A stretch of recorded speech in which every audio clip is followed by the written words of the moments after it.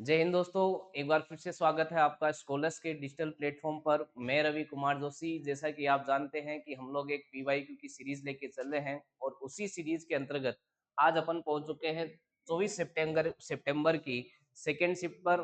तो शुरुआत करते हैं आज के शिफ्ट की। अ, अगर बात करें कुछ, क्या आप हमसे सोशली कनेक्ट हो सकते हैं? बिल्कुल हो सकते हैं इस माध्यम से। कैसे? आप चाहे आप हमको फेसबुक पे फॉलो कर लो, इंस्टाग्राम पे फॉलो कर लो, ट्विटर पे कर लो। और अगर पीवाईक्यू की सीरीज के दौरान अगर आपको हमको हमसे कनेक्ट होना है तो आप अपने यूट्यूब चैनल के माध्यम से भी जुड़ सकते हो, जो कि आपको स्कॉलर्स डिजिटल लर्निंग ऐप दिया हुआ है, जहाँ पर सभी प्रकार की सब्जेक्ट का आपको डिटेल एनालिसिस, जो सीजीएल प्रीलिम्स जो 2024 की हुई है उस शिफ्ट का आपको सोल्यूशन करवाए गए हैं डिटेल में। तो बढ़िया आपको हेल्प मिलेगी चीज़ों को सीखने के लिए। तो अपने साथ के जो दोस्त हैं उनको भी आप इन चीज़ों को क्या करें, फॉरवर्ड करें, जो एसएससी की तैयारी कर रहे हैं। शुरुआत करते हैं आज के शिफ्ट की। तो आज की शिफ्ट का पहला प्रश्न आपका ब्लड रिलेशन से लिया गया है। और इस ब्लड रिलेशन को करने का तरीका मैंने आपको बताया कि जो इक्वेशन दी है उस पे चलो सबसे पहले। और इक्वेशन के अंदर अगर बात करें सिंबल के मीनिंग की तो उसको नोट डाउन कर लो। जैसे माइनस का मीनिंग आपको क्या दिया है? ब्रदर। प्लस का मीनिंग मदर। और माइनस का मीनिंग फिर ब्रदर, और प्लस का मीनिंग ब्रदर, सॉरी मदर। अब बात करते हैं क्या आपको इस साइड से चलना चाहिए या इस साइड से। अब एक बार मैं दोबारा रिपीट कर देता हूँ चीजों को। अगर ए प्लस बी और ए बी यानी सीक्वेंस में ए के बाद बी, यहाँ पे भी ए के बाद बी, तो आप चलो लेफ्ट साइड से, राइट साइड से। अदरवाइज चलो आप लेफ्ट साइड से। चलने आप किस साइड से भी चल सकते हो, आंसर आ जाता है। लेकिन आसानी से सोल्व करने के लिए आपको जो तरीका बता रहा हूँ उसे फॉलो करें, ठीक है। अब बात करते हैं, जब मैं इस साइड से चलना शुरू करता हूँ तो अब आपको आगे क्या करना है, बिना डायग्राम बनाए आप क्या कर सकते हो, आपको यहाँ पे अपने आप को रखना है। ठीक है कि ये मैं, ये मेरा भाई, क्योंकि भाई है ना, तो ये मैं भाई, ये मेरा भाई की मम्मी यानी मेरी मम्मी, मेरी मदर। और मेरी मदर के भाई कौन होते हैं? मेरे मामा जी, यानी मेटरनल अंकल। और उसके बाद बात करें इनकी तो आगे आ जाएगा मेटरनल अंकल की मम्मी यानी मदर कौन होती है आपकी? मेटरनल ग्रैंड मदर यानी नानी जी होती है। तो सीधी सिंपल सी बात है कि वाई के लिए एम जो है वो नानी जी होगी। और नानी जी ऑप्शन में किस में दिया है? इसमें दिया ऑप्शन नंबर सी में, मदर्स मदर, मम्मी की मम्मी तो आपकी नानी जी होती है। क्लियर हुई बात? तो ये था आपको बेस्ट अप्रोच। आपको बिना डायग्राम बनाए सोल्व करना हो तो जो चीजें बताइए उसे फॉलो करना, ठीक है। नेक्स्ट क्वेश्चन नंबर 2 की ओर चलते हैं। तो आपको मिरर इमेज के क्वेश्चन दिए हैं। अब आपको मैंने पहले भी बताया है शिफ्ट में कि मिरर इमेज के क्वेश्चन को सोल्व करने के लिए आपको क्या करना है, ऑप्शन एलिमिनेट करने हैं। ऑप्शन एलिमिनेट करने के लिए आपको 3-4 तरीके की एरर भी बताई है। इन प्रश्नों में वही 3-4 के एरर वो क्या करता है, देता है प्रश्न में। तो देखो पहली एरर क्या देता है? जैसे पहली एरर देखो, इसकी इमेज ही नहीं बनाई। पहली एरर ये देता है, इमेज ही नहीं बनाता है। दूसरी एरर देता है कि वो उसकी वाटर इमेज बना देता है। मिरर इमेज पूछा है, वाटर इमेज यानी वर्टिकल आपका मिरर है लेकिन वो हॉरिजॉन्टली इमेज बना देता है, ठीक है। इसमें भी यही गलती की है। तब देखो तीन ऑप्शन फटाफट आपके क्या हो गए, एलिमिनेट हो गए। अब इसको चेक करने की आवश्यकता नहीं है, यही आपका आंसर हो जाएगा। क्लियर होगी बात? तो ऑप्शन एलिमिनेशन बढ़िया टूल है यहाँ पे। नेक्स्ट क्वेश्चन नंबर अब बात करें 2-3 की। तो क्वेश्चन नंबर 3 क्या है आपका? क्वेश्चन नंबर 3 वही मिरर इमेज का है। तो मिरर इमेज में जो मैंने आपको बताया है उसे फॉलो करें। देखो यहाँ पे इमेज ही नहीं बनाई, यहाँ पे भी इमेज नहीं बनाई, और यहाँ पे बात करें तो यहाँ पे एफ की इमेज नहीं बनाई। तो यही आपका आंसर हो जाएगा, क्योंकि 3 आपके ऑप्शन क्या हो गए, फटाफट एलिमिनेट हो गए। बहुत तेजी से आंसर कर पाओगे, ठीक है। नेक्स्ट क्वेश्चन नंबर बात करें 3 की। 3 हो गया। क्वेश्चन नंबर 4 की बात करें।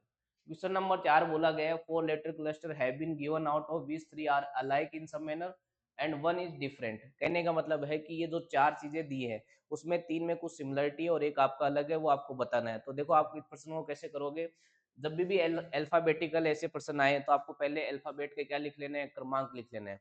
आपको पता है कि अंग्रेजी के अंदर एम कितने पर आता है? 13 पर। पी आता है 16 पर, एस आता है 19 पर, ठीक है। उसके बाद के की बात करें तो 11, एन 14, पी 16, टी 20, डब्ल्यू 23 और जेड 26, डी 4, जी 7 और जे 10। तीन में सिमिलरिटी देखो, +3 +3 ठीक है, यहाँ पे भी +3 +3 ठीक है, यहाँ पे भी +3 +3 ठीक है। लेकिन बात करें इस ऑप्शन में तो यहाँ पे तो +3 था लेकिन यहाँ पे +2 है, तो ये आपका अलग हो गया। यानी ऑप्शन नंबर बी जो है वो कहीं ना कहीं इन बाकी 3 ऑप्शन से क्या है, डिफरेंट है, ठीक है। यही आपको बताना था। नेक्स्ट क्वेश्चन नंबर अपन बात करेंगे 5 की। तो क्वेश्चन नंबर 5 आपको दिया गया है, which two sign should be interchange to make the following equation correct. तो जैसा कि मैं आपको बताते आता हूँ कि जब 4 ऑप्शन को चेक करने की बात आती है तो सबसे बढ़िया टूल होता है डिवाइड वाला सिंबल। तो देखो अगर बात करें इस इक्वेशन में पहले से, तो देखो आपका डिवाइड की क्या पोजीशन है। डिवाइड ऐसी जगह ले रखा है जिसमें पूरा पूरा भाग नहीं जाएगा, एग्जैक्टली डिविजिबल नहीं है, क्योंकि इधर जो है पॉइंटों में चीजें नहीं है, तो ये प्रोबेबिलिटी है कि ये भी पॉइंटों में नहीं आएगा, तो इसका मतलब अपन को डिवाइड को चेंज करना चाहिए। अब बात करते हैं डिवाइड को किससे चेंज करना चाहिए, तो अब ऑप्शन में देखें तो डिवाइड और प्लस को आपस में चेंज करने की बात कर रहा है। तो अगर मैं डिवाइड को यहाँ ले आऊँ और प्लस को मैं यहाँ ले जाऊँ तो क्या बात बैठेगी क्या। तो देखो डिवाइड यहाँ आता है तो आप कहोगे बिल्कुल सर इसमें पूरा पूरा भाग चला जाएगा, तो अब आप इस ऑप्शन को चेक कर सकते हैं। मैं नहीं कहता कि ऑप्शन ए नहीं हो सकता, लेकिन पहले कौन सा करना चाहिए उसका मैं तरीका बता रहा हूँ, ठीक है। तो अगर मैं इसको सोल्व करूंगा तो ये आ गया 29 इंटू 29 आएगा, माइनस का 640 और प्लस का 15। अब इसे सोल्व करेंगे तो 29 इंटू 29 कितना होता है आपका 841, और माइनस का क्योंकि स्क्वायर हो गया ना, और ये माइनस का 640 और प्लस का 15। अब इनको क्या कर दो ऐड, क्योंकि ये प्लस की चीजें हैं, तो 15 अगर इसमें ऐड करूंगा तो ये आएगा 6, 5 और 8, और इसमें से 640 माइनस कर दो। 640 माइनस करेंगे तो 6, और इधर आ गया 1 और इधर आ गया 2, तो बिल्कुल 216 आपको मिल गया। तो इसका मतलब अपना आंसर सही हो गया। तो अब देखो मैंने 4 ऑप्शन में से पहले उस ऑप्शन को ही क्यों उठाया, उसका कारण था ये डिवाइड वाला सिंबल। यही चीजें हम आप लोगों को इन शिफ्टों में सिखा रहे हैं।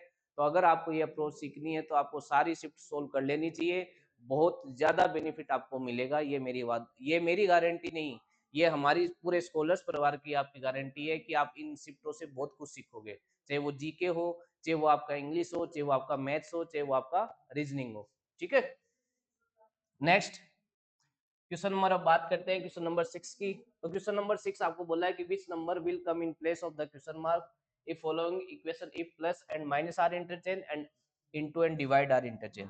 अब इस बार आपको इस इक्वेशन की वैल्यू बतानी है, साथ ही साथ आपको क्या करना है, प्लस और माइनस को इंटरचेंज करना है, साथ ही साथ गुणा और भाग को भी आपस में इंटरचेंज करना है। तो चलो कर देते हैं। 14 माइनस की जगह प्लस लेना है, गुणा की जगह आपको भाग लेना है, और प्लस की जगह माइनस और भाग की जगह गुणा। सोल्व करेंगे तो 14 प्लस यहाँ से कितना आ जाएगा 9, और माइनस का यहाँ से कितना आ जाएगा 18। अब बात करते हैं, ये तो प्लस हो गया, तो प्लस हो गया तो कितना हो गया 14 प्लस 9 कितना हो गया 23, और 23 में से जब 18 जाएगा तो आपका 5 आंसर आ जाएगा, जो कि ऑप्शन नंबर 1 में आपको दिया गया है। इजी है। नेक्स्ट क्वेश्चन नंबर 7 की बात करें तो आपको एक सीरीज दी गई है। इस सीरीज को अगर देखोगे तो इस सीरीज को करने का मैंने आपको तरीका बताया कि सबसे पहले आपको क्या करना है, टोटल काउंट करना है कितने लेटर दिए। तो आपने कहा सर टोटल 1 2 3 4 5, ब्लैंक भी काउंट होगा, ठीक है, 6 7 8 9 10 11 12 13 14 15 16, टोटल 16 चीजें हैं। 16 चीजें हैं तो इसका मतलब ये हो सकता है कि 4 4 का ग्रुप बने, ये पॉसिबिलिटी है, नहीं भी हो सकता है, ठीक है। चलो चेक करते हैं, 1 2 3 4 ये आ गया, 1 2 3 4 ये आ गया, 1 2 3 4, ठीक है। अब देखो चेक करते हैं, अगर बात करें तो ये कितना था 12, फिर ये 13 और ये 15, ठीक है। मैंने इनका क्रमांक लिख दिए प्लेस वैल्यू, क्योंकि मेरे को कोई ग्रुप रिपीट नहीं दिखाई दे रहा है, तो ये रिपीटेड सीरीज नहीं है, बेसिकली ये कोडिंग डिकोडिंग की सीरीज होगी, ठीक है। अब यहाँ पे बात करें तो 14 16 और 13। अब इस लॉजिक को देखो, अगर पहले लेटर की बात करें तो पहला लेटर यहाँ ब्लैंक था, लेकिन दूसरे लेटर में ये क्या था 13 और ये क्या था 14, तो +1 हो सकता है, और लास्ट वाले में क्या है -2 आपको दिखाई दे रहा है। अब ये आपको श्योर करने के लिए आगे एक बार और बढ़ जाओ, तो ये कितना आ गया आपका 18, ये आ गया आपका 15, और ये ब्लैंक, और ये आ गया 11, ठीक है। अब देखो लॉजिक को समझते हैं, यहाँ पे लास्ट वाले में क्या हो रहा था -2 हो रहा था, तो यहाँ पे भी देखो -2 है लास्ट वाले में। अब आपको बातें क्लियर होगी यहाँ पे क्या है लास्ट वाले में -2, तो लास्ट वाला -2 है। सेकेंड वाले को अगर मैं ऑब्जर्व कर रहा हूँ तो यहाँ से 13 से क्या आया 14 आया, फिर 14 से 15 आया, तो यानी सेकेंड वाले में आपको क्या दिखाई दे रहा है, सेकेंड वाले में आपको +1 दिखाई दे रहा है, ठीक है। तो अब मैं ये कह सकता हूँ कि u में तो हो जाएगा +1, तो u में +1 होगा तो क्या आ जाएगा v, और सेकेंड वाले में मैं क्या, सॉरी फर्स्ट वाले में नहीं, u में नहीं, यहाँ पे आएगा, यहाँ पे +1 होगा, क्योंकि सेकेंड वाले में +1 हो रहा है। 13 से क्या है 14, फिर 15, तो अब आएगा 16, तो इसका मतलब यहाँ पर +1 होकर आएगा 16, 16 का मतलब होता है p, तो लास्ट जो आएगा आंसर में वो p आना चाहिए। लास्ट ब्लैंक है तो लास्ट ब्लैंक पे p आना चाहिए। p कौन कौन से ऑप्शन में, देखो आपके तीनों ऑप्शन एलिमिनेट हो गए, एक ही ऑप्शन बचा है।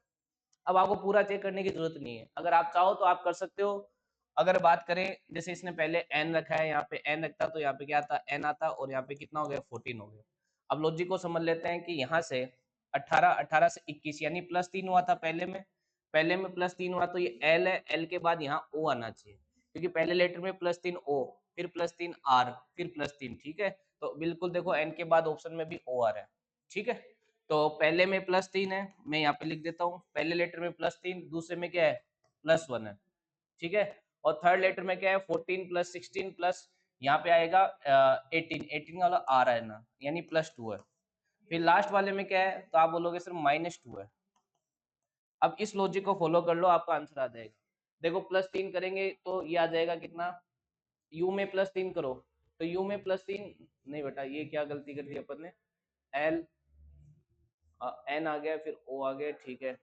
ओहो, ये ऑप्शन यहाँ से भरे गए ना, फिलिंग द ब्लैंक्स, ठीक है। लॉजिक, ये लॉजिक नहीं है आपकी, ये लॉजिक तो समझने के लिए। तो पहले में देखो एन आ गया, फिर ओ आ गया, फिर क्या आ गया आर। अब यहाँ पे नहीं भरा था ना, मैं उसको फिल कर देता हूँ। जैसे पी है 16, तो तीसरे में अपन क्या कर रहे हैं +2 कर रहे हैं, तो 16 में +2 करेंगे तो यहाँ पे क्या आ जाएगा आर आ जाएगा। तो ये एन ओ आर पी, इतना करने की जरूरत थी नहीं, क्योंकि एक ही चीज से अपन ने 3 ऑप्शन एलिमिनेट कर दिए थे। एग्जाम में आपका वही काम है, क्लियर है बात। क्योंकि एग्जाम में अपन को रीजनिंग 12 से 13 मिनट में क्या करनी है, सोल्व करनी है। नेक्स्ट क्वेश्चन नंबर आपका जो दिया गया है वो नॉन वर्बल सीरीज का दिया गया है। नॉन वर्बल सीरीज को अगर ध्यान से देखोगे तो इन सारी शिफ्टों में ये लगभग देखा गया कि ज्यादातर इन प्रश्नों में दो दो बॉक्स के दो लॉजिक लिए गए। जैसे अगर बात करते हैं इन दोनों में, तो इन दोनों में क्या देखा गया, इन दोनों में ये देखा गया जो पोजीशन चेंज हुई है कि ये 6 यहाँ चला गया, ठीक है, आपका डी यहाँ आ गया, ठीक है, आपका ओ ओ जो है वो यहाँ आ गया, इस तरीके का चेंज देखा गया। लेकिन आगे जब अपन ने देखा इन दोनों बॉक्सों में, तो चीजें चेंज दिखाई दी। क्या ये आपका सेंटर वाला आपको यहाँ दिखाई दिया, तो आपने बोला सर बिल्कुल यहाँ नहीं दिखाई दिया, इसका लो यहाँ पे दूसरा लॉजिक लग रहा है। अब दूसरा लॉजिक क्या है उसको समझिएगा, कि ये डी जो है वो यहाँ चला जाता है, डी कहाँ चला जाता है, सेंटर वाली चीज यहाँ चली जाती है, और सेंटर में कौन आता है, ये वाली चीज आती है, सेंटर में कौन आती है, ये वाली चीज आती है।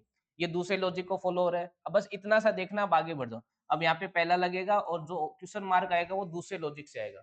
दूसरे लॉजिक का मतलब है कि ये जो बीच वाली सेंटर वाली चीज है वो कॉर्नर पे आएगी, तो कॉर्नर पे आएगी तो डी को कॉर्नर पे ले आओ, ठीक है, क्योंकि ये सेंटर में ये है। और ये 8 वाली चीज आएगी सेंटर पे, तो अब इसको सेंटर पे ले आओ। अब ऑप्शन एलिमिनेट करो आप, ठीक है।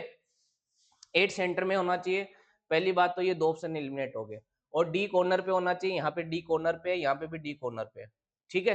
अब आपको इसको गौर से देखोगे तो एक चीज और आपको देखो, 2 की बात कर लेते हैं, 2 की बात कर लेते हैं।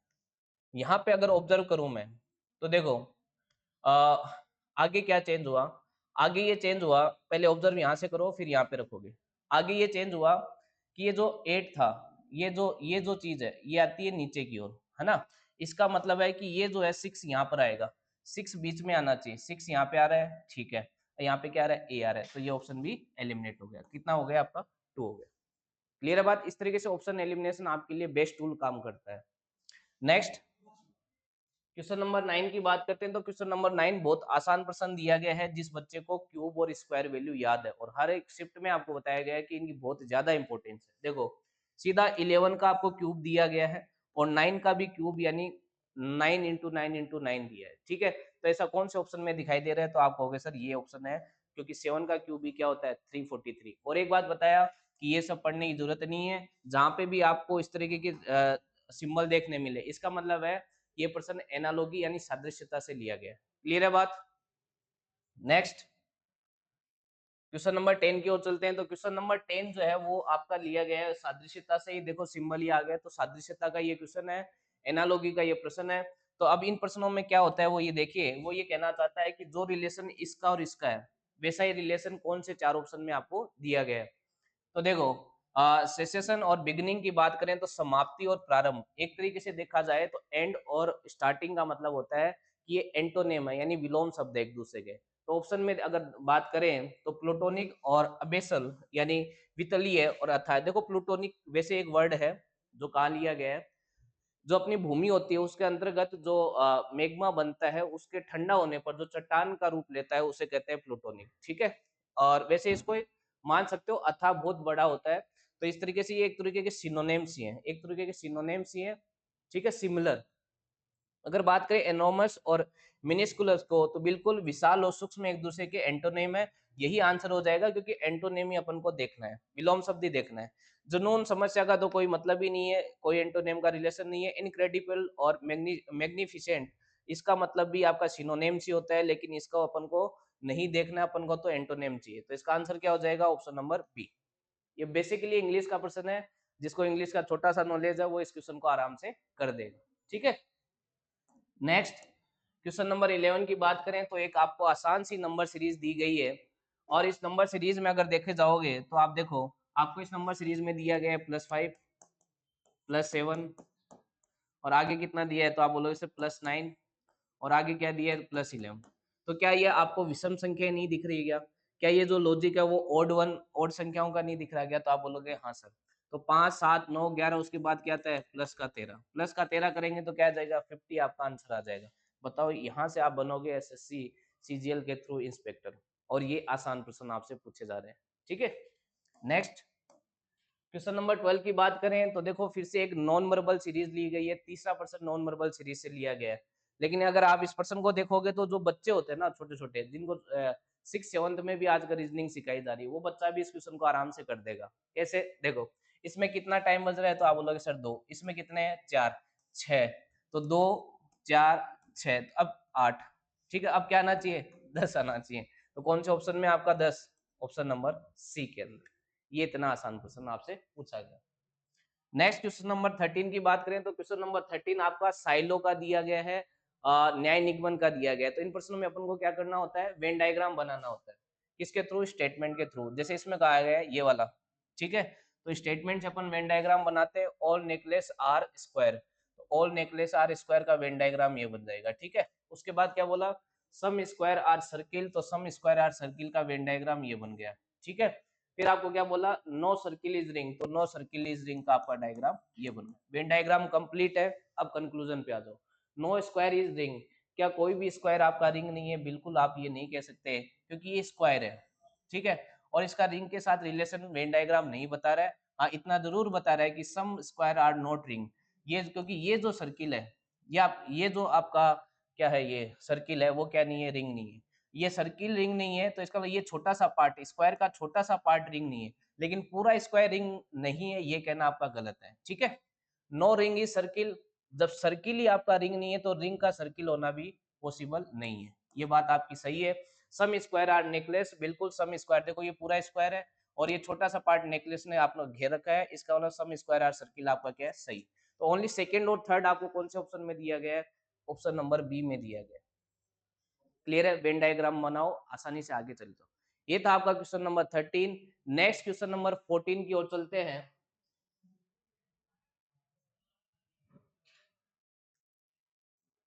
In a certain code language, TERRAIN is written as this and traffic is written as this. How will motor will be written in that language? कहने का मतलब है कि ये प्रश्न आपका कोडिंग डिकोडिंग से दिया गया है, और इस प्रश्न को करने के लिए आपको सबसे पहले जो वर्ड दिया गया है उसके आप प्लेस वैल्यू लिखोगे। तो अगर मैं प्लेस वैल्यू लिखूंगा तो क्या आएगा? देखिए, टी की प्लेस वैल्यू होती है 20, ई की होती है 5, आर की होती है 18, 18, 1, 9 और 14।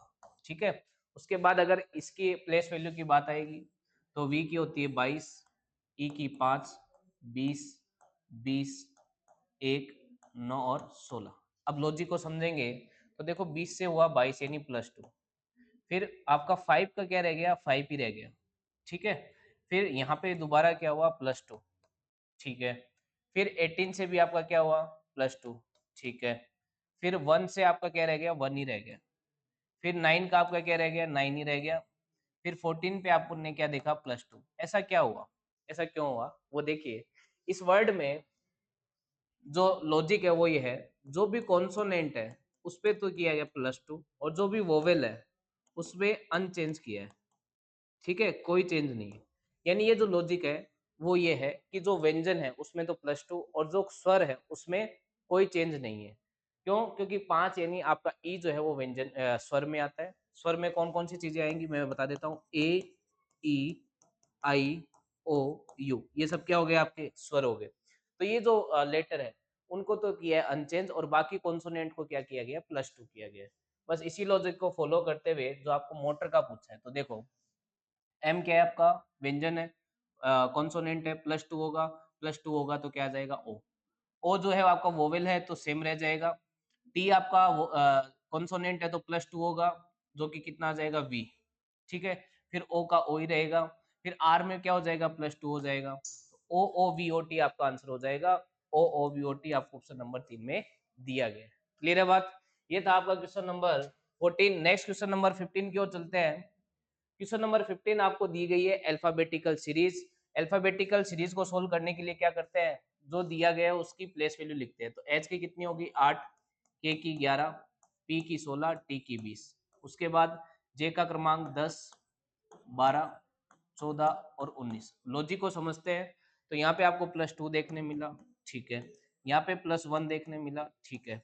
यहाँ पे आपको माइनस टू देखने मिला, समझ गए बात। और फिर क्या देखने मिला, तो आप बोलने बोला माइनस वन देखने मिला। यानी plus two plus one minus two minus one, plus two plus one और माइनस टू माइनस वन। अब सीधा इस पे आ जाएंगे क्योंकि लॉजिक पूरा सीक्वेंसली समझ रहे हैं, समझ चुके हैं। अगर उटपटांग लॉजिक आए तो आप आगे और चेक कर लो, लेकिन फिलहाल पूरा लॉजिकल चीजें आ रही है तो मैं आपको डायरेक्ट लेके चलता हूँ। एल पे क्या करेंगे प्लस टू, एल पे प्लस टू करेंगे तो एल पे प्लस टू करेंगे तो आएगा आपका 12 होता है एल, एल में प्लस टू करेंगे तो आपका आएगा एन। फिर प्लस वन करना है तो एम में प्लस वन करेंगे तो क्या आएगा दोबारा एन आएगा।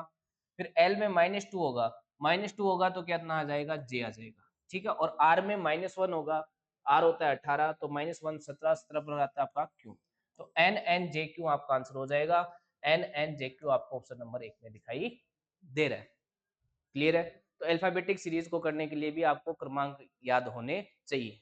नेक्स्ट नेक्स्ट क्वेश्चन नंबर अपन चलते हैं क्वेश्चन नंबर 16 की ओर, जहां पर आपको फिर से एक सादृश्यता यानी एनालॉगी का प्रश्न दिया गया है, जो ये कहता है कि जो रिलेशन सीजर और पेपर के अंदर है यानी कैंची और कागज में, तो कैंची और कागज का क्या रिलेशन है, क्या समझते हो कि कागज को काटने के लिए किसका यूज किया जाता है, कैंची का यूज किया जाता है। ऐसा ही रिलेशन आपको इन चार ऑप्शन में से कहाँ देखने मिल रहा है, तो देखो हीटर प्लास्टिक नहीं, ऐसा रिलेशन नहीं है। फिर क्या है फर्नेंस और वाटर, ठीक है। भट्टी और पानी नहीं, ये ऐसा रिलेशन नहीं है। एक्स और वुड बिल्कुल, देखो लकड़ियों को काटने के लिए आपको कुल्हाड़ी का इस्तेमाल करना पड़ता है, जिस तरीके से कागज को काटने के लिए सीजर इस्तेमाल होता है, लकड़ियों को काटने के लिए कुल्हाड़ी इस्तेमाल होती है। तो यही इसके लिए सुटेबल आंसर होगा। देखो इस प्रश्न के अंदर यही मतलब होता है कि जो रिलेशन इन दोनों का है वैसा रिलेशन आपको कहाँ देखने मिल रहा है। तो ये पूरी आपको इन्फॉर्मेशन भी आपको पता होनी चाहिए कि जब ये प्रश्न आते हैं तो कि ये एनालॉगी से है, ये कहाँ से है, ताकि आप प्रश्न में भी समय की कटौती कर सको। ठीक है। नेक्स्ट क्वेश्चन नंबर 17 की बात करें तो क्वेश्चन नंबर 17 कहता है कि जो रिलेशन 317 का 202 से है, 438 का 323 से है, वैसा ही रिलेशन आपको दिए गए ऑप्शन में से किस में है। तो देखो अगर बात करें इन रिलेशन को देखने की तो मैं कहता हूं कि अगर सबसे पहले देखना चाहिए प्राइम, उसके बाद आपको क्यूब और स्क्वायर देखना चाहिए। अगर वो नहीं दिखता तो फिर डिफरेंस पे आ जाओ। जैसा कि यहाँ पे कोई आपका आसपास भी आपका स्क्वायर और क्यूब नहीं है, ना ही कोई प्राइम वाले लॉजिक यहाँ पे बैठ रहे हैं, तो अब मैं डिफरेंस क्यों आऊंगा कि इनके बीच का कितने का डिफरेंस है। तो आप कहोगे सर इनके बीच का जो डिफरेंस है वो है 98 प्लस 17 यानी 115 का डिफरेंस है। दोनों के बीच कितने का डिफरेंस है 115 का, और सेम डिफरेंस 115 का आपको यहाँ दिखाई दे रहा है। ठीक है। अब आपको क्या देखना है 115 वाला डिफरेंस देखना है कि 115 का डिफरेंस कहाँ पर है। तो क्या ये जो 402 है और 287 है इनके बीच 115 का डिफरेंस है क्या, चेक कर लो। 102 287 बिल्कुल आपको 115 का दिखेगा। 12 में से 7 गया 5 1, 10 में से 9 गया 1 1, 4 में से 3 गया 1। तो ये था। इन प्रश्नों को करने के लिए आपको सबसे पहले क्या करना चाहिए, स्क्वायर के आसपास क्यूब के आसपास की चीजें देखें। अगर वो नहीं बैठती है तो फिर आप डिफरेंस की ओर जाओगे। ठीक है। ये था आपका question number 17। Next question number 18 की ओर चलते हैं। तो पेपर कटिंग और फोल्डिंग का दिया है और इस प्रश्न को करने के लिए आपको पता है क्या करते हैं, हर एक शिफ्ट में बताते आ रहा हूँ। ये सबसे लास्ट फोल्डिंग है तो सबसे पहले ये अनफोल्ड होगा, और ये अनफोल्ड होगा तो इधर एक मिरर लगा दो इस दिशा में, क्योंकि आपने इधर अनफोल्ड किया है। फोल्ड इधर हुआ है तो अनफोल्ड इधर होगा, और इधर मिरर लगा दो। इधर मिरर लगाओगे तो आपको कुछ ऐसी ऐसी दिखाई देगी इस स्टार के ऊपर, ये वाली चीज ऐसी दिखाई देगी। ठीक है। तो ऐसी चीज आपको कहाँ दिखाई दे रही है, तो आप कहोगे नहीं सर यहाँ पे ऐसी बात, सॉरी नीचे की ओर आएगा ना, अभी नीचे की ओर, तो नीचे की ओर आपको बिल्कुल ऐसी दिखाई दे रही है। ठीक है। आमने सामने, आमने सामने, ठीक है। नीचे वाले में भी आमने सामने, ये भी ठीक है। यहाँ तक नीचे वाली से ठीक है। अब ऊपर वाली पे जब आएगी, क्योंकि एक अनफोल्डिंग और होगी, ये एक मिरर यहाँ लगेगा। तो यहाँ मिरर जब लगेगा तो आपको पता है कि अब इसका बनेगा वाटर इमेज। वाटर इमेज बनेगा तो ये एक दूसरे की तरफ दिखाई देंगे, एक दूसरे की तरफ दिखाई देंगे। कौन से ऑप्शन में दिखाई दे रहा है? तो आप कहोगे सर ये नहीं, ये ऐसे तो चेंज नहीं आएगा, क्योंकि इसने तो एक ऊपर एक नीचे कर दिया, ये नहीं होगा। अब अगर बात करें यहाँ पर, तो यहाँ पर आप कहोगे सर इसके पास में ये चीज़ें आनी चाहिए, तो ये तो ऊपर की ओर लेके गया है, तो ये भी नहीं होगा। अगर बात करें इसमें, तो हाँ, बिल्कुल देखो, ये चारों चीज़ें बस यहीं से स्टार से तो आंसर आएगा नहीं, बस इन्हीं चीज़ों से आएगा, और ये चारों चीज़ें आपकी एकदम सैटिस्फाइड हो रही है, ठीक है? तो ये भी आंसर नहीं होगा, क्योंकि इसमें भी इसने यहाँ पे इसको चेंज कर दिया। क्योंकि जब वाटर इमेज बनेगा तो ये चारों यहाँ ग्रुप बनाएँगे। क्लियर होगी बात? तो इसका आंसर क्या हो जाएगा? सी हो जाएगा। तो अनफोल्डिंग करते रहो, मिरर लगाते रहो, आपका पेपर कटिंग, फोल्डिंग के अधिकतर क्वेश्चन आराम से सोल्व हो जाते हैं। नेक्स्ट क्वेश्चन नंबर अपन बात करें 19 की, तो क्वेश्चन नंबर 19 फिर से आपका किसका आ गया? एनालॉजी का। देखते ही कह सकता हूँ, क्यों? क्योंकि ये जो सिंबल होते हैं, ठीक है? ये जो सिंबल होते हैं आपके, ये एनालॉजी को दर्शाता है। तो अब ये क्या कहता है कि पिग और पिगलेट्स का जो रिलेशन है, वैसा ही रिलेशन डियर का किसके साथ है? यानी जो रिलेशन सूअर और पिगलेट का है, वैसा ही रिलेशन हिरन का किसके साथ है? तो अब पहले तो आपको ये थोड़ी-सी इंग्लिश पता होनी चाहिए कि पिग के बच्चे को पिगलेट कहा जाता है। क्योंकि जो सूअर के बच्चे होते हैं उनको क्या कहा जाता है? पिगलेट्स कहा जाता है। तो आपको ये बताना है, बेसिकली प्रश्न ये है कि हिरन के बच्चे को क्या कहते हैं? जब हिरन जवान होता है या बच्चा होता है, यंग एज में होता है, तो उसको क्या कहते हैं? तो सीधी-सी बात है कि हिरन के बच्चे को पप तो नहीं कहते, ना ही काफ कहते हैं, इसको फॉन कहते हैं, बिल्कुल फॉन कहते हैं। पप क्या होता है? पप बेसिकली पप्पी से बना है ना, पप्पी आप जानते हो, पप्पी मतलब कुत्ते का बच्चा, है ना? ठीक है? और काफ मतलब बछड़ा, मतलब गाय का बच्चा। और ये जो फोल है, ये क्या है? ये हॉर्स का बच्चा है ना, घोड़े का जो बच्चा होता है उसको फोल कहते हैं, आई थिंक, ठीक है? तो ये था कि हिरन के बच्चे को क्या कहते हैं? फ़ॉन कहते हैं। देखो, ये फ़ॉन वाला क्वेश्चन पहले भी आया था।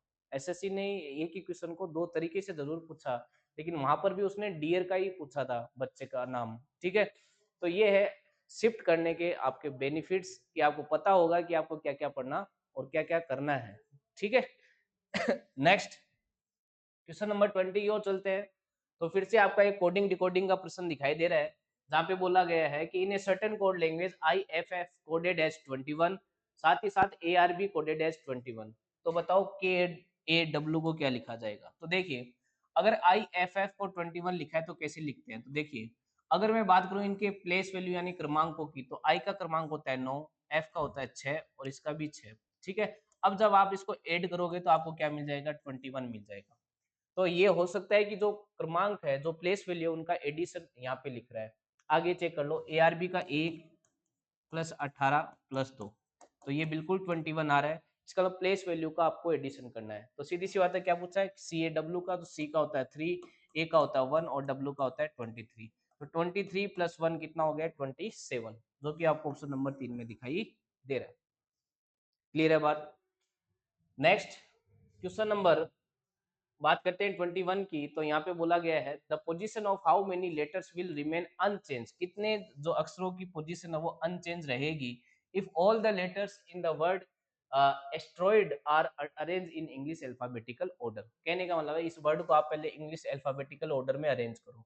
इसके लिए भी आप क्या करो? इनके क्रमांक लिखा करो, ताकि एक्यूरेसी है। ए का होता है 1, एस का 19, टी का 20, ई का 5, आर का 18, ओ का 15, आई का 9 और डी का 4। मैं आपको फिर कह रहा हूँ, प्लेस वैल्यू आपको याद करनी ही होगी। अगर नहीं करोगे तो आप एग्जाम के लायक भी नहीं हो। मैं आपको सही बता रहा हूँ, क्योंकि रीजनिंग में बार-बार इन चीज़ों का यूज़ होता है।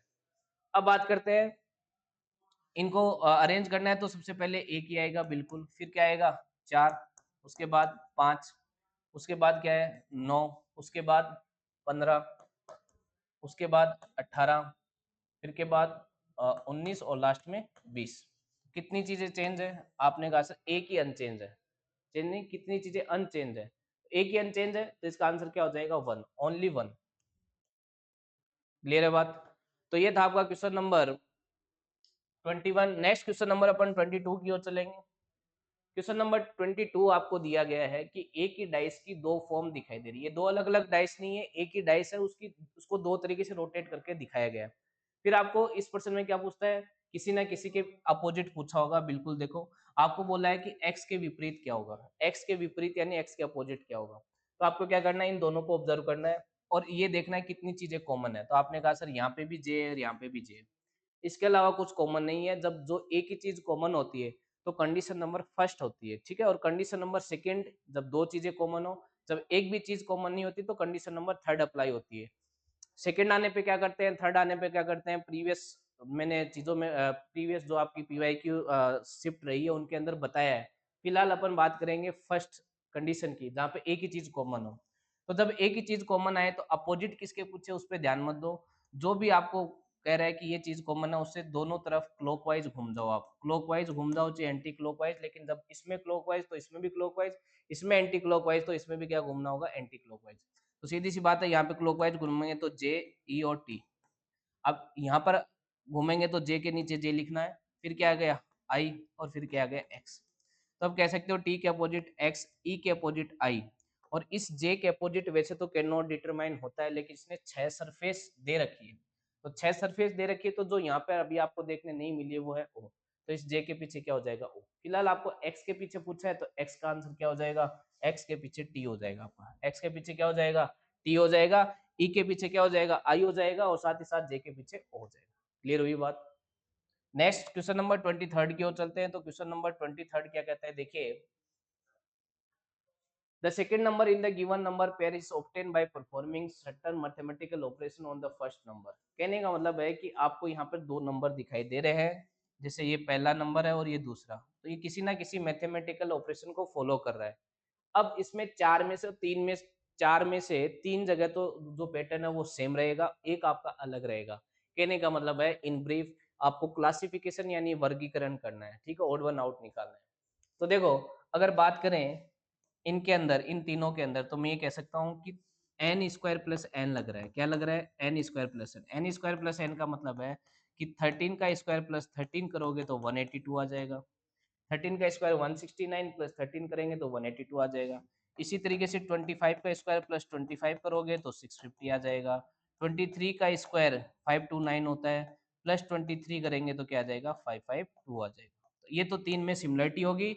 लेकिन यहाँ पे देखो 18 का स्क्वायर कितना होता है, 324। इसमें 18 ऐड होना चाहिए था, लेकिन इसने 18 माइनस किया है, जबकि इन तीनों में प्लस किया है, तो यही आपका अलग है। तो ये आपको जिसमें थोड़ा अलग ऑपरेशन लगा है वही आपको बताना। क्लियर है बात। नेक्स्ट क्वेश्चन नंबर 24 की बात करते हैं। तो इसके अंदर नंबर ऑफ ट्रायंगल पूछे हैं, और प्रीवियस शिफ्ट में भी सेम क्वेश्चन आपको देखा गया है। तो इसमें नंबर ऑफ ट्रायंगल आप काउंट कर सकते हो आराम से। कैसे, देखिए 1 2 3 4 और ये 5, ठीक है, फिर 6 7 और एक ये 8, 8 हो गया यहाँ तक। फिर 9 10 11, ठीक है, 12 13 14 15 16 और ये वाला 17, और एक ये वाला 18, एक ये रह गया आपका 19। कितने हो गए, 19। कितने ट्रायंगल हो गए, 19 ट्रायंगल इसके अंदर आपको मिलेंगे देखने। इसके अलावा कुछ देखने नहीं मिलेगा। इस तरीके से आपको इजीली ट्रायंगल्स काउंट कर सकते थे। नेक्स्ट आज का लास्ट प्रश्न, आज का अंतिम प्रश्न जो कि दिया गया है, 22 is related 176 following a certain logic, following the same logic 32 is related to 256। इतना इजी प्रश्न बताओ, एसएससी क्या पूछना चाहती है आपसे कि 22 से 176 कैसे आया। जिसको पहाड़े याद है वो ये कहेगा कि सर 22 इंटू 8 करेंगे तो 176 आएगा, बिल्कुल आएगा। इसी तरीके से 32 को किससे मल्टीप्लाई करेंगे, 8 से, तो देख लो आपका 256 आना चाहिए। तो 8 दूनी 16 का 6, 1 8 या 24 और 1 25, बिल्कुल 256 आएगा। तो आपको करना कुछ नहीं है, इंटू 2 करना है, किससे, 48। अब बताओ मुझे, क्या एसएससी को ऐसे प्रश्न पूछने चाहिए क्या? आपको इंस्पेक्टर बना रहे हैं, आपको मतलब यूपीएससी के बाद देखा जाए तो एक बेहतरीन जॉब की बात करें तो एसएससी के थ्रू मिलता है, लेकिन ऐसे जॉब के लिए इस प्रकार के प्रश्न एसएससी को थोड़ा सोचना चाहिए, ठीक है। अगर इसको सोल्व करोगे तो कितना आएगा, 8 8 64 का 4, 6 8 चौक 32 और 6 38, 384 and 384, option number D. Clear हुई बात। तो ये था आज का डिटेल एनालिसिस। आई होप आपने बातें एंजॉय की होगी, समझा होगा, और पीवाईक्यू लगाते रहिए, आपको नई नई अप्रोच, नई नई चीजें सीखने मिलेगी। इसी के साथ जय हिंद, जय भारत।